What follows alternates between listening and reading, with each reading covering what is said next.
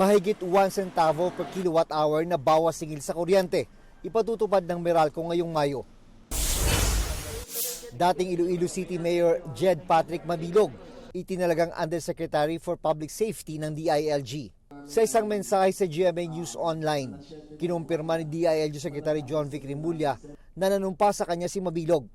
Kasama si Mabilog sa narco list ni dating Pangulong Rodrigo Duterte. Itinanggi niyang may kinalaman siya sa illegal drug trade.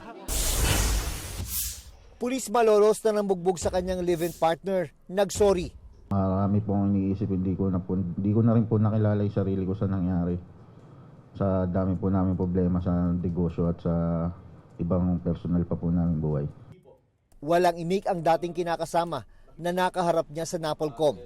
Sa kabila ng paghingi ng tawad, tuloy ang administrative proceedings na ang parusa ay posibleng dismissal from the service. Nasa restrictive custody pa rin ng PNP ang pulis na may kinakaharap ding reklamong kriminal.